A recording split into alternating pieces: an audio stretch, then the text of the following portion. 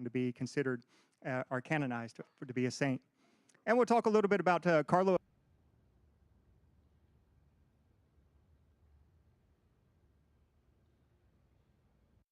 Over the past few years and everything like that, and talk a little bit about him as well. He had a special devotion to Eucharistic miracles. They really accelerated his faith, and we'll talk about those, what those are a little bit.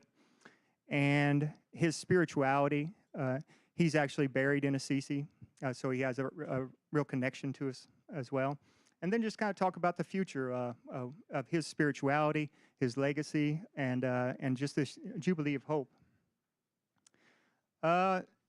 Now, to the best of my knowledge, I've been researching the Jubilee of Hope and everything, and it looks like there's only 2 saints being canonized during the Jubilee of Hope, and that's the 2 you see up here. On the left there in the red is Blessed Carlo Acutis, and then on the right is another Italian, and that's Pier Giorgi Frassati, I think. Who's familiar with him? Anybody? Yeah, less familiar with him, but you can see they're quite young. And this is really, during the Jubilee of Hope, there is a special emphasis during certain weeks. And Carlo Acutis, on the left there, is scheduled to be canonized on 27 April, which is the week where the Jubilee is focusing on teenagers. And then Giorgio Frassati over there is going to be canonized in July 25th, and he will be during the week of young adults. So just 2 interesting saints, and it's during this year of hope that the church has declared that these are the 2 saints that they've chosen to focus on and everything. So it's really interesting that they have chose these young people. You know, normally you associate with religious orders and everything, but these 2 young people have been chosen. So I will focus a lot on Carlo Acutis on the left there because for some reasons he lived during our lifetime or very close to it. He was born in 1991. I think he died in 2006. Another reason is he had a special devotion to St. Clare, St. Francis. He loved going to Assisi. And who's been to Assisi here? A lot of people have been to Assisi. He had a very special connection to Assisi that we'll talk about as well. And the third thing is his spirituality was really accelerated. His devotion, his faith, he found Eucharistic miracles as a very, something that really changed his faith and really deepened it and everything. And then he just wanted to share that. So it's really interesting how this young person, you know, of this generation and everything, he found something so interesting in the past. The church has a long history of Eucharistic miracles that have occurred over the centuries, and we'll talk a little bit about them. But so that's those 2. They are going to be canonized this year. And always, did everybody bring their catechism? Want to crack it open now? Everybody bring their catechism? Yeah, all right. We got one in the library. All right. I always try to find that there's a paragraph in the catechism under where it talks about faith and understanding and how it emphasizes that, and it says there, God has willed that external proofs or evidence of his revelation should be joined to the internal helps of the Holy Spirit.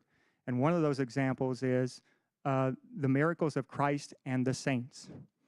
And there's a couple other things there, but the church really calls this out, that not just in 2025, you know, or for those 2 saints that are being canonized, that the church has had a long history of saints and miracles attributed to them that they find has really been what the church goes on to call a motive of credibility here. And it says, these are motives of credibility which show, I love this part, the assent of faith is by no means a blind impulse of the mind. You're not crazy for believing some of the stuff we believe. There are miracles along this, physical evidence that can kind of help complement our faith, you know. So, yeah, the miracles of Christ and the saints, and because sometimes, I know if you tell somebody who is not familiar with the Catholic Church, you tell them about the Eucharist, it can be very hard. Sometimes it's like, wow, you know, you run into it and it's like, what do I believe? Or you talk about the Assumption, you know, that's hard to explain sometimes. But the church is always kind of given this, saying that there are external proofs. There's evidence out there that complements our faith and the Holy Spirit that's always active in us. And I see a lot of parallels with this paragraph that will probably flow into some of the other slides I have, which is doubting Thomas. You know, in doubting Thomas, what did he didn't believe in the risen Christ. So I just don't believe it unless I see that evidence. And then on this rare occasion, Christ does confront him and give him that rare evidence. But what's Christ go on to say? Blessed are those who don't see signs, who believe, you know. But Christ doesn't withhold any evidence. There are some miracles that, like the Catechism says, that God willed as external proofs to help our faith, because we all have our doubting Thomas moments, probably. And so that's a bit of the Catechism, how it always sees these Christ and the saints. But what is a definition of a miracle? I looked at the Catholic, not the Catechism, but the Catholic Bishop's website. Went to this, and this is a definition of a miracle. Something that has occurred by the grace of God through the intercession of a venerable or blessed, which is scientifically inexplicable or unexplainable. And I want to give you a little sketch of what a miracle is, and then we'll go into a few examples. But I just kind of want to plant this seed a little bit as we move forward. So I talked about Carlo Acutis and Saint Pier Giorgi Frassati, who the Pope is canonizing them this year. That means they've each had 2 miracles attributed to them. So those miracles kind of fit this definition. And by a miracle, it has to be qualified, confirmed by a Vatican medical investigation.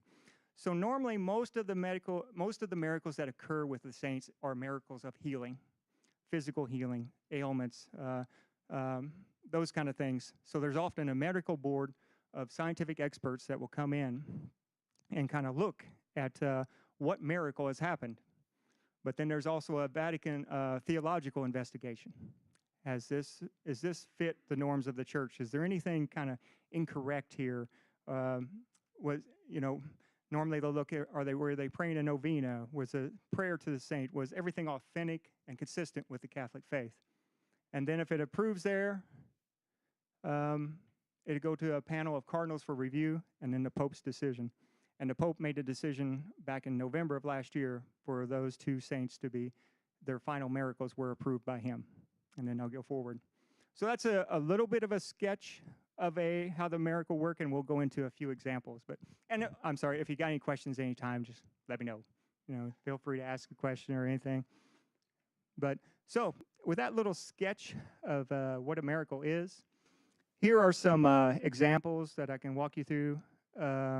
Starting off with the far left there, I don't know, have you heard of Sister Tay Bowman? Probably familiar with the Catholic schools and stuff. That was a big part of her life. She grew up in Jackson, Mississippi. And you'll see there up in the top left, she is a title there I put in, Servant of God. What does that mean? A servant of God means that the diocese has opened an investigation for her cause for her to become a saint.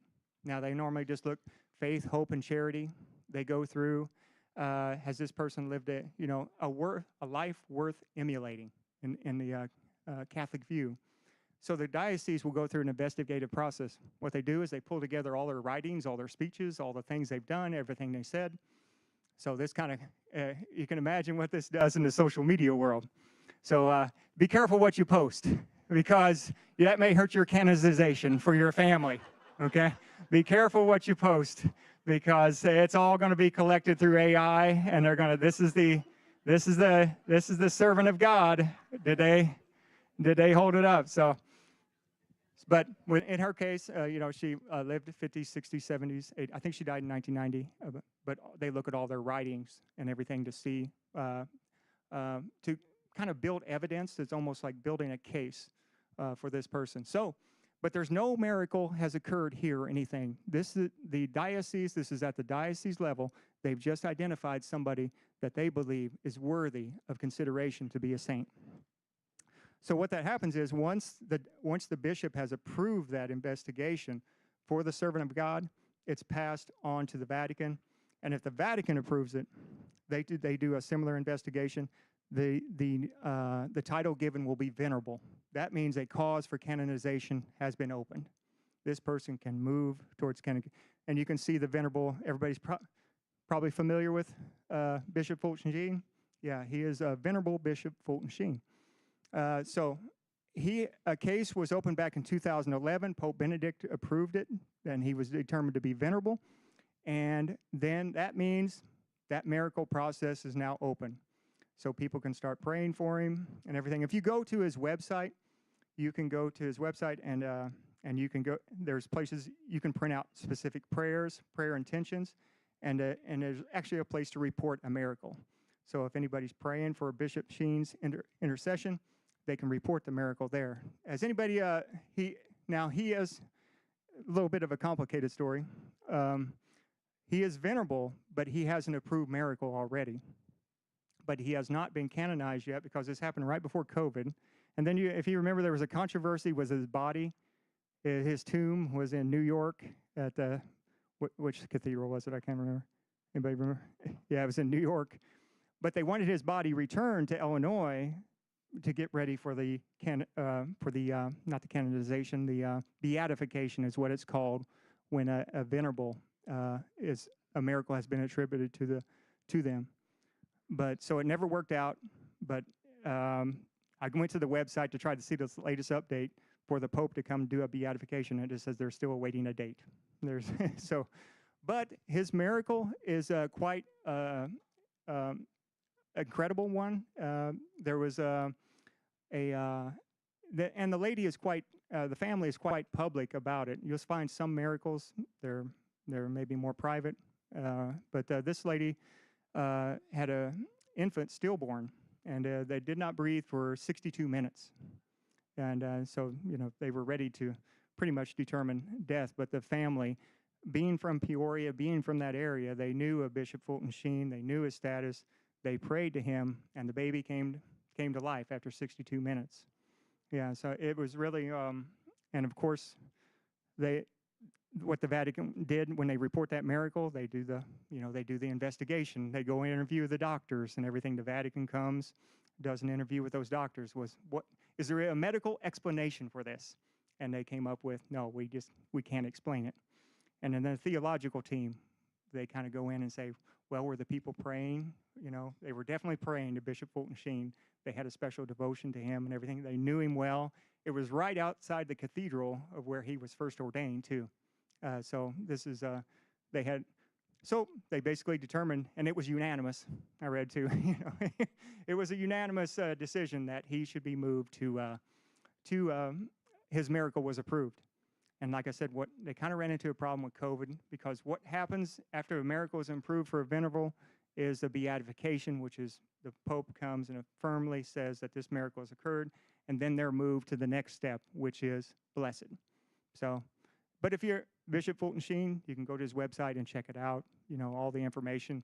You can check out YouTube for that information on his miracle, too. The family's been on EWTN several times, very public about their son. It was a son that was saved after being stillborn for 62 minutes. And guess what they named him? Fulton. Yeah, got the name Fulton for sure. Yeah, but and the doctor said there would be serious organ failures, all those kind of things. None of that came to fruition. Perfectly healthy. So complete miracle. Yeah. You may not be as familiar with Stanley Rother. Has anybody heard of him? He out of Oklahoma. Yeah, he was a priest in Oklahoma who worked in Guatemala quite a bit, and he actually failed out of one seminary because he couldn't speak Latin. I know we were talking about Latin, in the seminary. He failed out of there, but he actually became a priest. And he ended up in Guatemala speaking 2 native languages that the native Guatemalans speak there, along with Spanish. And he did the Mass and everything. So it was just a really amazing story. But during that time, in the 1980s, there was civil war going on. And he was on the Catholic Church, especially priests from other parts of the country, were put on a death wish.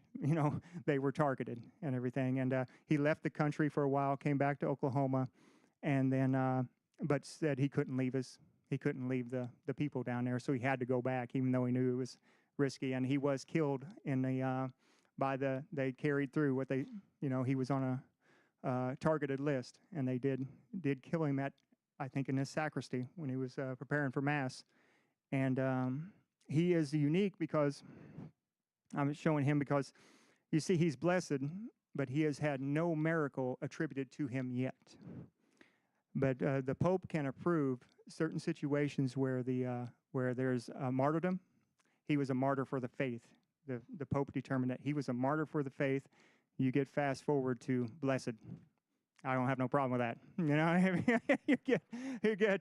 You're a martyr, but the Pope can do that. He can skip a step with a martyr, and you can be somebody can be a martyr and not be up for canonization. I think we've probably heard of martyrs. Certain martyrs are recognized, but they're maybe not in a canonization process to become a saint.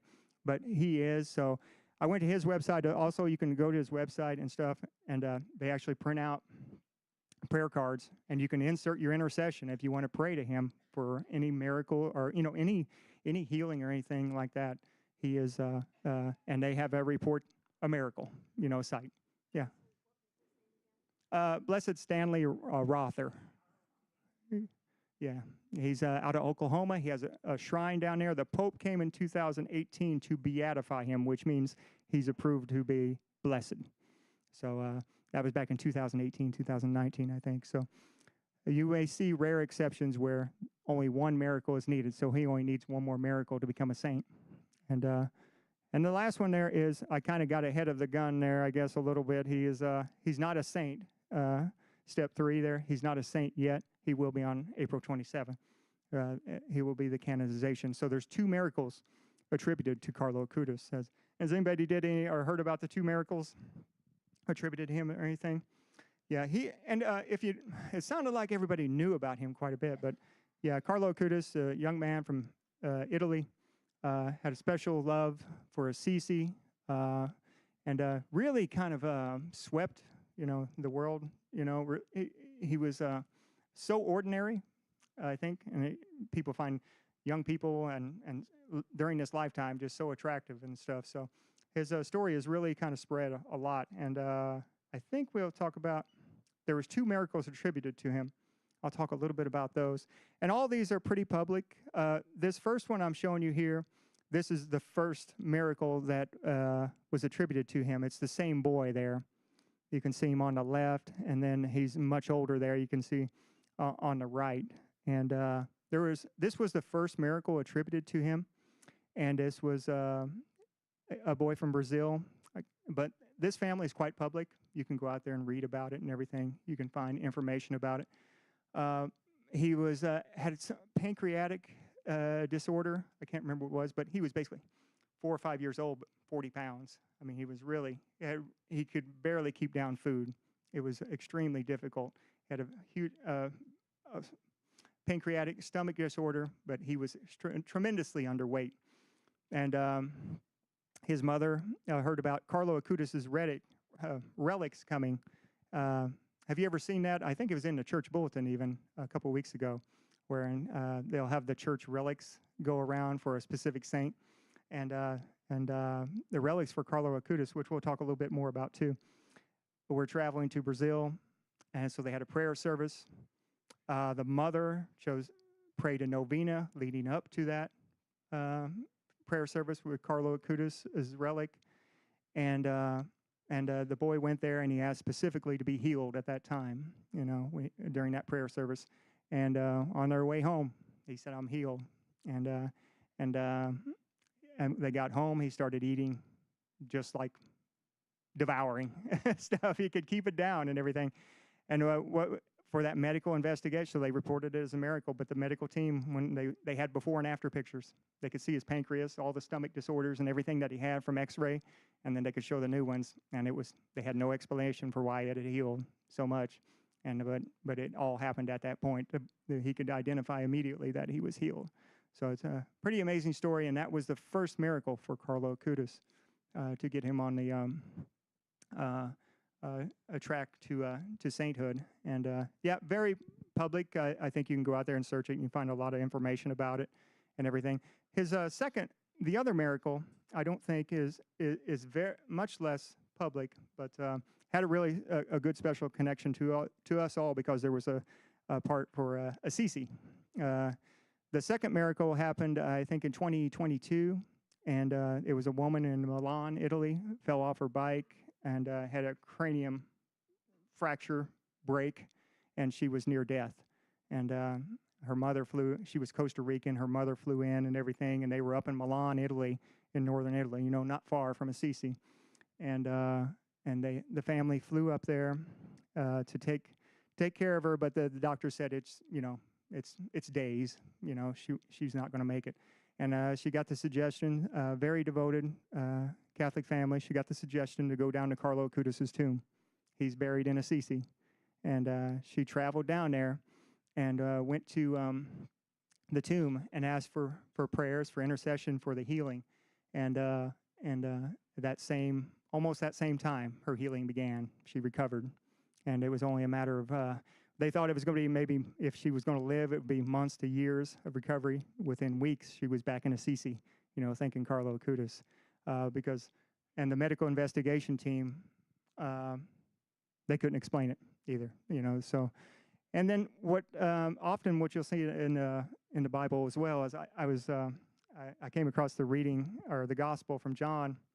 It was last week, and I don't know if you like chapter, I can't remember, but the royal servant came to Jesus and asked his son to be healed. He says, Jesus kind of like, why do you always seek a sign? Why do you people always seek a sign and everything like that? But he ends up saying, your son will be healed. And in the gospel passage, the father goes back to his house, and on the way, the servants start running. Your son's healed. And he said, what time did it happen? 1 o'clock. And he knew right then. It was the same time he asked Jesus for the cure. So that's what the theological team will look at when they have a miracle like this. The mother was in Assisi praying at that very moment for Carlo Acutis, to intercession to heal, and they can pinpoint that time that the healing occurred back in Milan about that same time. So that's what a theological team may look at and everything. So that's, 2 miracles have been attributed to him. They're fairly public to go out there and look at it and stuff. And I just find it really fascinating. You get that that affirmation. That there's miracles being worked and everything. And I should say too, and I think Percy was pointing it out one time. When the church says there's a miracle like this, or they canonize a saint, that's just the earthly determination. There could be many more saints in heaven, that we may be very surprised if we make it to heaven and say, "Oh, how did they get here?" You may kind of think they may be a saint even. They may even be a saint. Because the church is not saying these are the only saints. There could be people that beyond our wildest imagination that are in there, and become saints.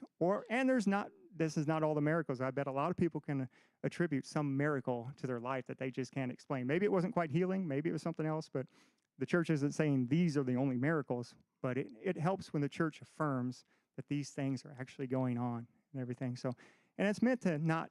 Kind of going back to what the Catechism said, it's there to deepen and aid our faith because it complements the Holy Spirit, and the scientific portion doesn't supersede our faith. It's just there to complement it. So Carlo Acutis said he had a special devotion to Eucharistic miracles as well. This is something that really. Like I said, this really energized his faith and everything, and he did so much work for it because he would find these miracles, kind of like he was living out what the Catechism was saying. This is a proof, a credibility to help your faith, and he came across these miracles that the church had determined, were valid and church approved over the years, and he developed a website to kind of so you can see these, so he could share them, and you can see this is kind of dated here because it says designed and created by the servant of God, right? That was just when the cause for canonization was opened for him, which is back in, I don't know, 2000. You have to, a cause for canonization has to wait 5 years after the person's dead just to make sure the emotional, appeals and everything are within reason and everything. So normally have to wait 5 years. And this is, we'll talk about some of the things that he did. And this is, what is a Eucharistic miracle?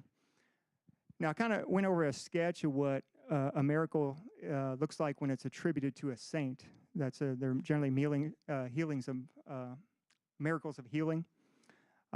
With Eucharistic miracles, it's a little bit harder to get a definition because I think we just experienced a Eucharistic miracle. Then we were just in Mass, a lot of us. That's a Eucharistic miracle. But so the church really doesn't give a hard definition of what a Eucharistic miracle is. But it's normally what you see here is what's kind of the accepted when we talk about Eucharistic miracles, or the ones Carlo Acutis investigated and kind of brought to light. And I got this from the miraclehunter.com. Does anybody watch it? Michael O'Neill? Anybody watching? He's really good. Yeah. He's on EWTN. He has his own show, which is called The Miracle Hunter. And he's been on National Geographic. He's even been on a Dr. Oz show, so he's authentic. Yes. So, but he is exceptional. He is really good and thorough and he does a lot of the Marian apparition works, which is another set of miracles, which is a whole nother world to explore. And he says a Eucharistic miracle is this. It's the consecrated wafer, commonly known as the host, has been transformed into human flesh. Other times, the Eucharist has been seen to bleed human blood, as verified by scientific testing. Now, when a Eucharistic miracle, and there's a process to investigate these. When I was preparing for this, there was just an investigation done in Indiana here, and it was determined it wasn't a Eucharistic miracle because I think there was some type of mold that had got into the bread and turned it like a discolorization. So the church has a process for this. It doesn't want any type of scandal. So normally these take a lot of time, but there will be a medical investigation team, a team of doctors, scientists that will look at it. There's also that theological review, and there's a summary report that's produced, and it just goes to the bishop. This is not a Vatican process, although there may be consultation and everything, but it's not a Vatican process. So I just wanted to give you a little sketch of Eucharistic miracles and then kind of show you how Carlo Acutis kind of put it all together, how he made it really easy and accessible. And here you'll see on the top left there is probably if you've heard of Eucharistic miracles, you've probably heard of the Lanciano. Is that right? Who's heard of the Lanciano? A few of you? Yeah. This is actually a Eucharistic miracle is included there from like the year 700. I mean, it is one that is extremely old, and it's probably the most investigated one ever. And that doctor there from Italy did extensive research on it during the 70s, and it came up with a report. So if you go investigate these, you cannot get past this report. This is probably the most common one that you'll see. On the right there it's a corporal cloth, and the one on the far right there, that is a miracle from Orvieto. Maybe some of you have been there and everything, but the corporal cloth from the year like 1200, and there's blood on that, and you can see this. The church had a very similar process for going and investigating these, even back in the year 1200. The Pope was actually vacationing in Orvieto. That used to be the Pope's vacation home in Italy there, and they heard about this miracle and sent people to go investigate it, interview witnesses, take physical evidence, and this corporal cloth still has the blood stains and from this miracle. And both of these, the Lanciano that you see on the left there and the right, occurred many centuries ago, but quite astonishing with, what was I going to say? I lost my train of thought for a second. With these occurred, like I said, year 700, year 1200.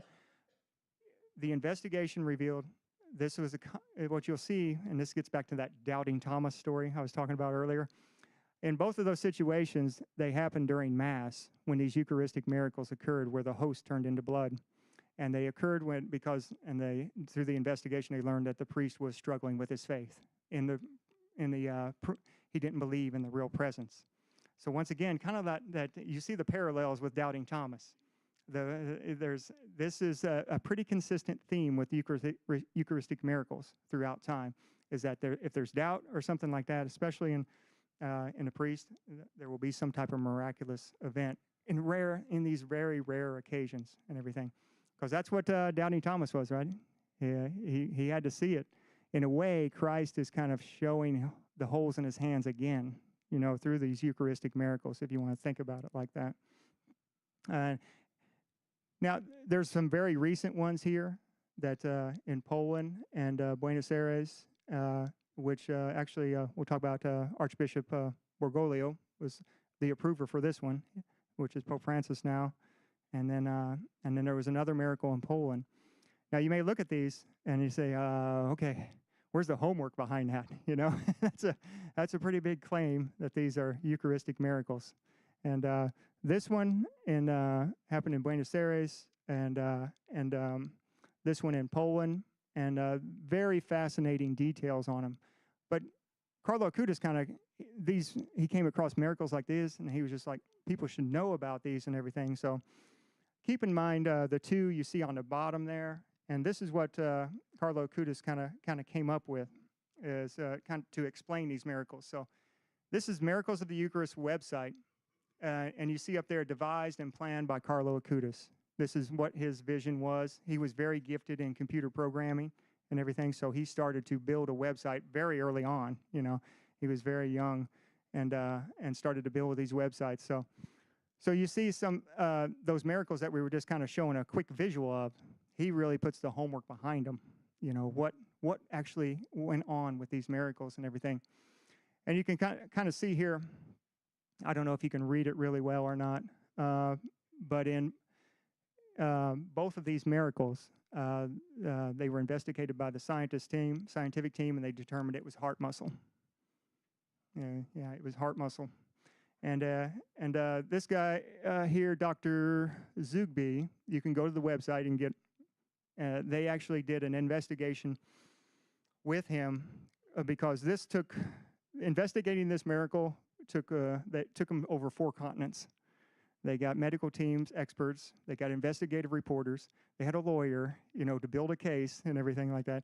And they take this miracle around to different doctors. They took it to a forensic, somebody who specialized in the heart, and he had done, I think, anywhere from 5,000 autopsies.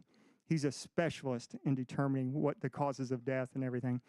And they don't let these scientists know where this came from. So they have a Eucharistic miracle. They want the medical team to investigate. They don't tell them, and it's pretty standard with, a scientific team, especially somebody doing forensics. They don't want to bias anything, so they don't tell them exactly what it is. And they actually video him looking at the Eucharistic miracle specimen that they have, and he says, "Oh, it's heart muscle." He said, "I can even date the death. It was 3 days ago, and this is a miracle that had happened years ago." So, and what he's getting at is this is the Eucharistic heart, the risen heart of Jesus, and he said this is a heart that was severely beaten. He could pinpoint all those things, and what's amazing is, they said the same thing for the one in Poland. They said this is heart muscle, and there was many skeptics and everything. And I really like the skeptics, how these two scientists, they're the ones that investigated the miracle. They had a consecrated host that had a clot of blood on it, and like you've seen in the previous picture, and they put it under a microscope. And they said, and it's all documented here on the website and everything. They put it under the microscope, and they said there's no way that anybody this cannot be artificially created, because they said the fibers of the host of the wafer and the heart muscle tissue are woven together in a way that's not earthly possible to create. Yeah, they documented that here. I think they said it was human cardiac tissue still alive, and something even more incredible, it was a cardiac muscle with typical indications of the final phases that precede death. So this is this Eucharistic miracle and the one in Lanciano that I showed you from 700, the medical reports say the same thing. It's heart muscle and everything. So it's really interesting, these Eucharistic miracles, as you go through them. Carlo Acutis found these, really accelerated his faith. And this is Pope Francis. This is the bishop back then. He approved that miracle. So he got the summary report, which was a collection that took years to produce.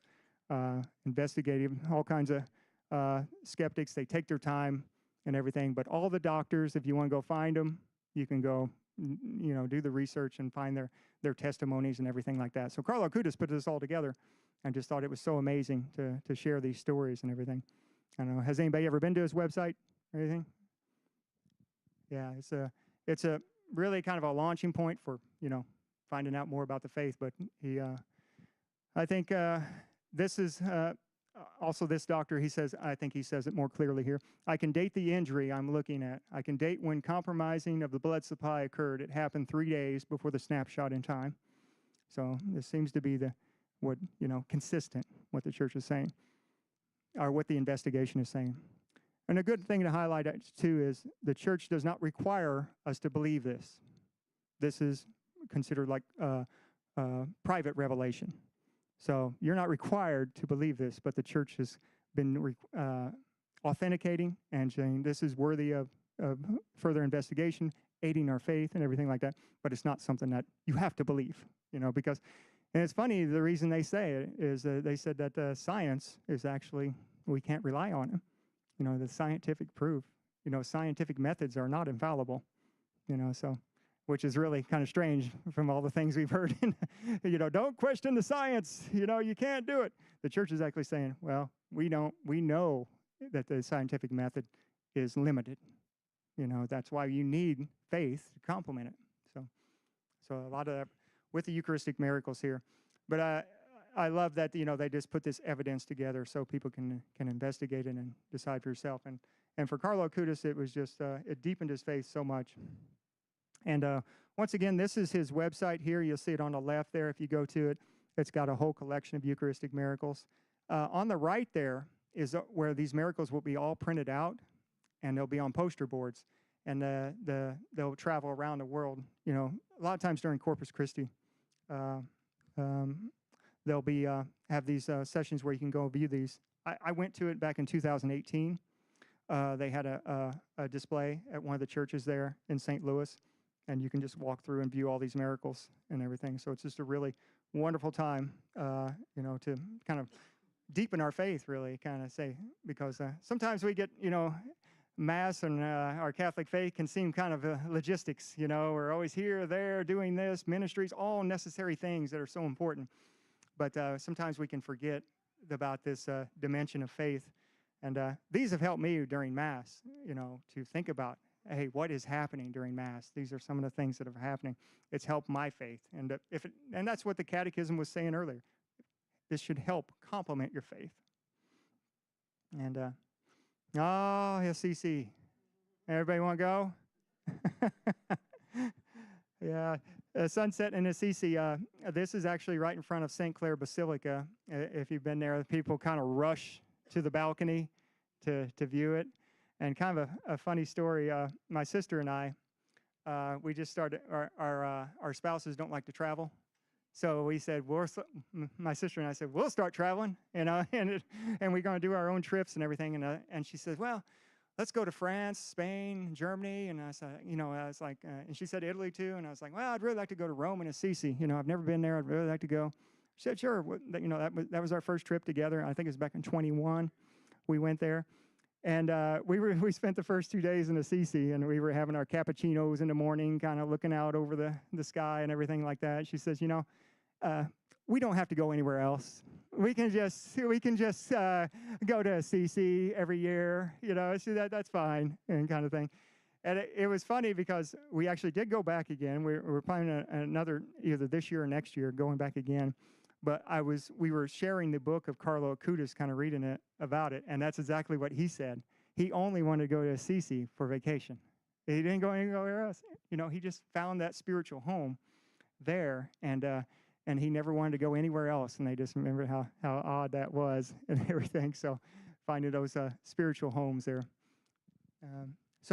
Assisi, this is his pictures I took when I was there.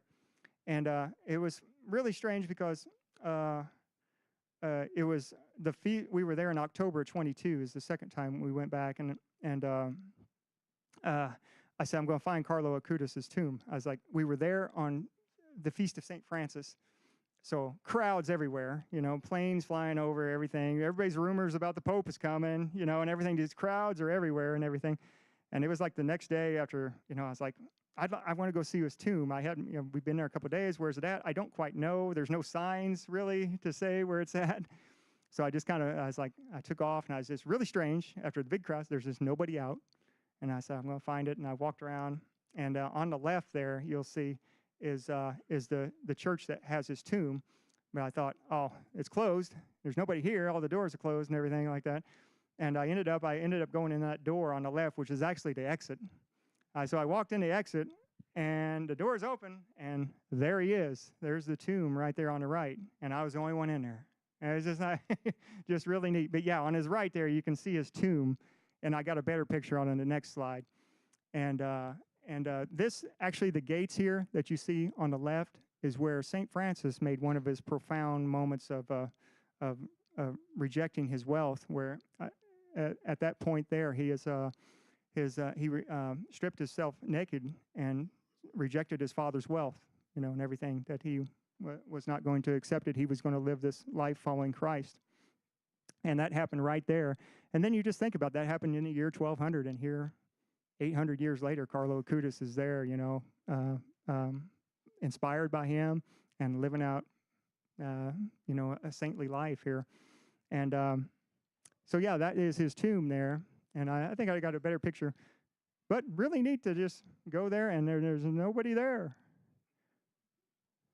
And that's his tomb there. And you can see, I was talking about relics earlier.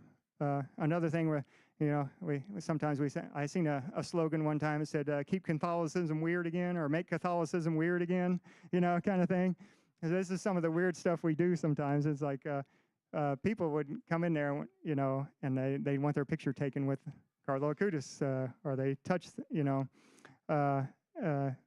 it was just kind of strange. We just don't see that in other religions. Or you tell other people about other faiths, they have a little harder time with it. Oh, yeah, I visited this tomb, But this is some of the examples of relics. A first-class relic is something that the church has approved. This is actually a body part of the person. Normally it's a lock of hair, a bone. And we have a first-class relic here, right, of St. Clare under the altar. I think, does anybody know what I've never seen it, but is it a bone, a finger bone? Yeah, I think so. And that's pretty typical that there's some type of relic under the altars of the churches, and that's got some biblical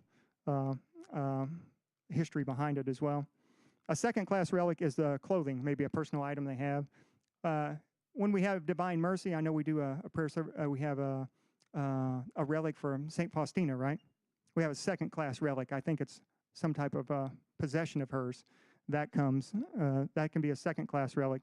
And a third-class relic is anything that's touched a first or second-class relic. So what a lot of people will do is they will touch their rosaries to the tomb.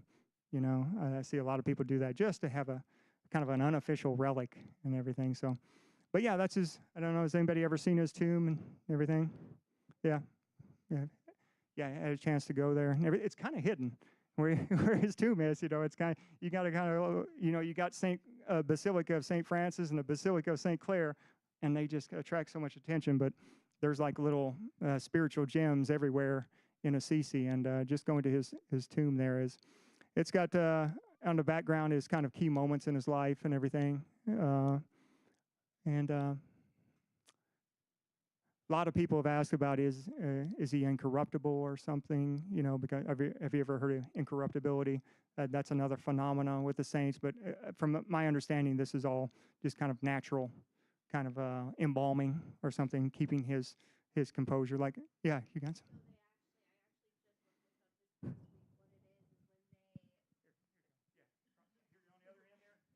So I looked it up last week, and what it is his body. They thought that he was, what's the word, incorruptible. But what they did is they found out that he is unofficially uncorruptible. Um, his face, why it still looks as perfect as it is because they actually touched it up with silicone so that he didn't look um, decayed. But they have found evidence of decay with him. Yeah, I know there was a lot of interest. There was a religious sister, right, in Missouri. Did anybody hear that story? She was kind of, yeah, I can't remember her name. Sister Wilhelmina. Yeah, yeah, and there was that her body was, I think, brought up after 5 years or so, and pretty well preserved and everything. And this is another. We can get into miracles. That can be quite a big discussion in the Catholic Church. But incorruptibility, that's kind of another discussion because the Church doesn't actually make decisions about incorruptibility. They just kind of let it. There's no investigation or anything like that, or official Church position on it, on incorruptibility. And incorruptibility, again, is like for some saints, there are centuries where certain body parts have just not decayed, and they call it incorruptibility. And I'll go over, and maybe there's some books by Joan Carroll Cruz over here. She does tremendous work on incorruptibilities, relics, the miracles of the saints, and everything like that.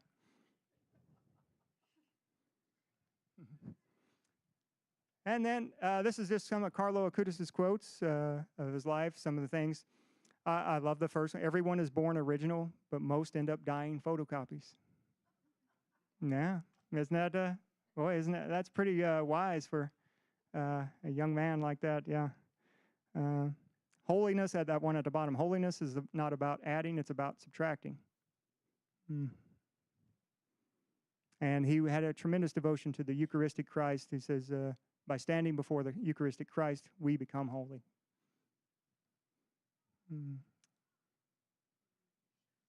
And I think this is about the last slide here. As I was preparing for this talk and everything, I kind of came across this, and I was like, well, I don't know if it quite fits, but I wanted to make it fit because I thought it was so interesting, kind of thing. But you probably recognize these individuals up here. Pope John the 23rd, famous for the opening of Vatican II, and Pope Paul VI was the pope right after him.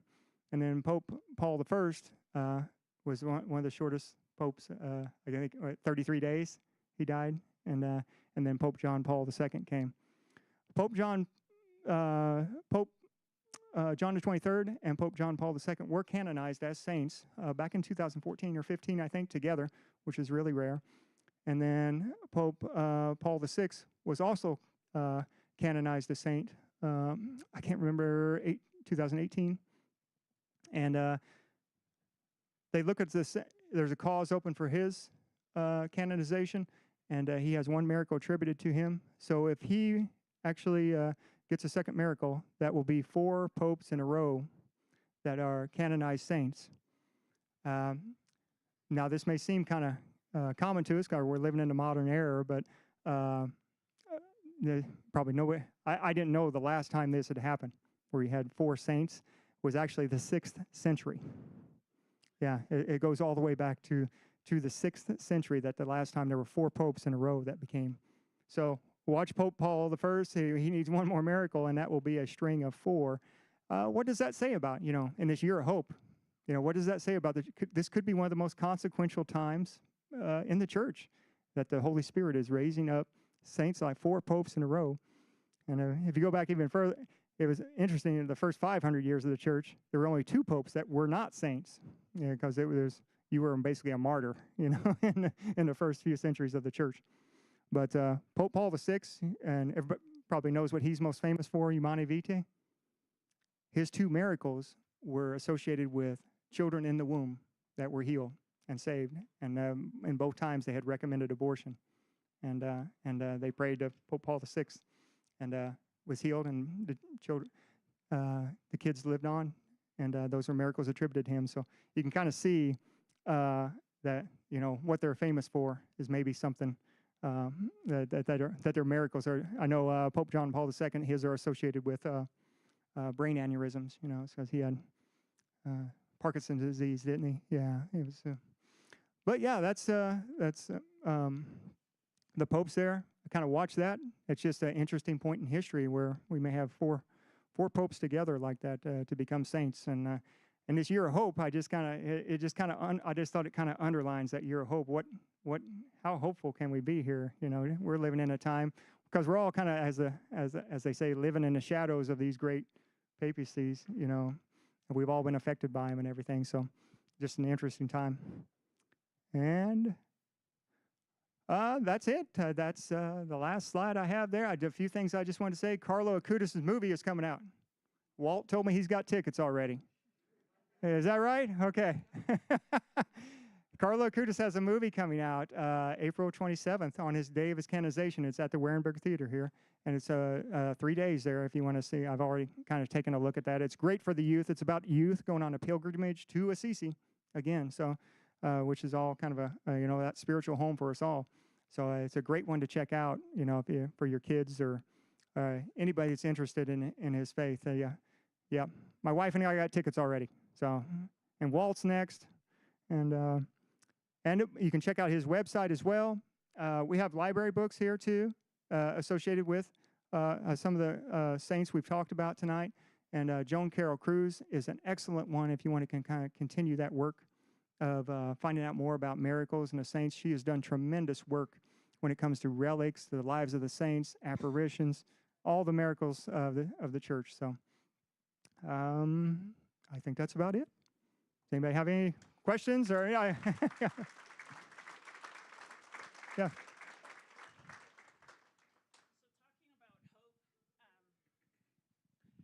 So you were talking about hope with Carlo Acutis. In studying his history and his story for teaching 7th grade catechism about the saints, I found it fascinating as he's getting ready to die. He tells his mother, he said, "Don't worry, I'm going to give you a sign that I'm in heaven someday. You'll know the sign." And so she was, I think, he was an only child. I think I have that right. And she was well in her 40s. In 4 years to the date of his death, she delivered fraternal twins. Those twins are going to be 15 this October 12th. And so talk about hope. So there are teenagers whose brother that they never knew is a saint, is going to be declared a saint before they turn 15. And so they're walking among us. And so we just might not see them, or they might not be recognized. But I love that he told his mom that I will give you a sign. And to me, that was just so fitting, because she credits the birth of those twins that she had so late in life.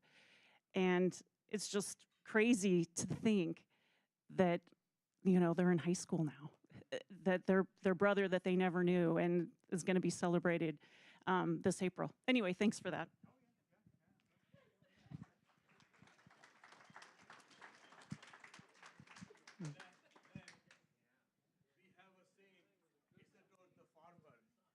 Start calling you Leonard the farmer. No, my dad, I grew up in a family of farmers, and my dad said, "Do not do this." He did not like farming at all. Boy, I heard many different things out of his mouth when it came to fixing equipment and farming. Oh, yeah, he definitely discouraged me not to do that. Does anybody have any questions? Or yeah, Gary, you got one? Yeah, Gary was asking, how did he die? He died of, I'm pretty confident it was leukemia, some form of a leukemia. He died from at a very early age, 15 years old, maybe 16, and everything. It was very surprising that it took his life that quick. But yeah, and just it's interesting. It's a good question. We think about sainthood as something, and if we live 60, 70, 80 years, we'll finish and we'll get that crown or something like that. But we have you can achieve that saintly life in such a short period of time of our life. It doesn't. It could have been our teen years. It could be our 20s. Or it could be our 30s. I think they're both of those saints that are being canonized this year are great examples of that. Pier Giorgio Frassati, he died at 25. I believe it was from tuberculosis.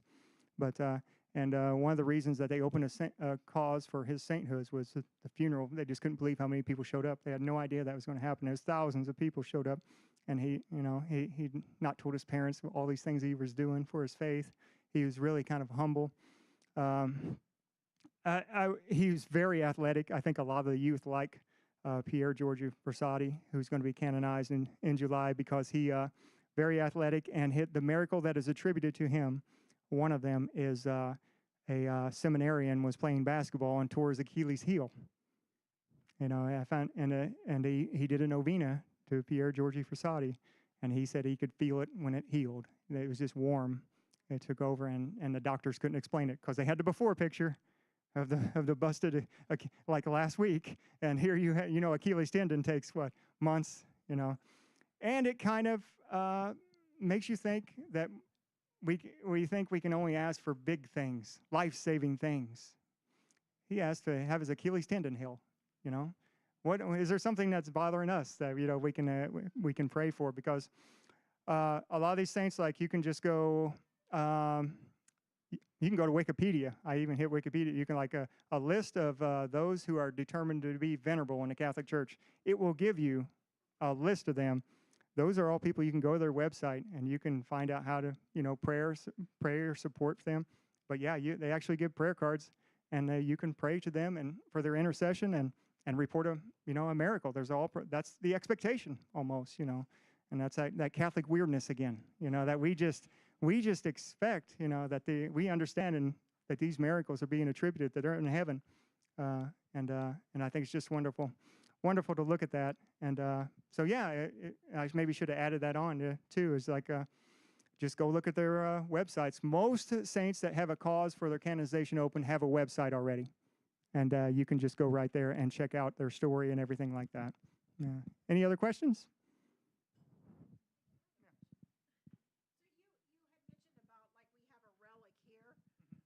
So I don't know if you can speak to this in a short time frame, but where we believe that we should lay the body to rest as a whole through our Catholic faith.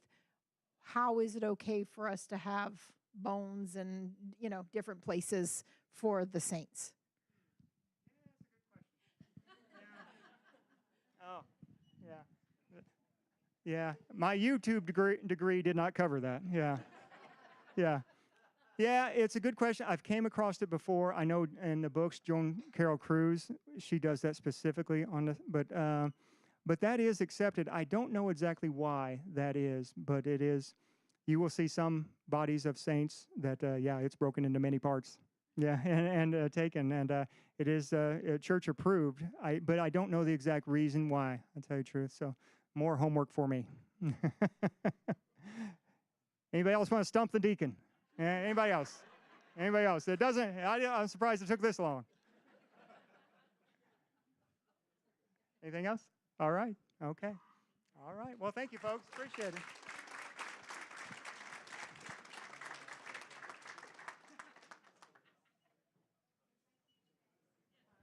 Thank you so much. That was great. I had to laugh at Denise's question about your story about saying that he has these twin brothers that are 15. And I'm just thinking about myself having 8 older brothers and sisters. No pressure if they would have also been saints. I'm like, wow, that's crazy.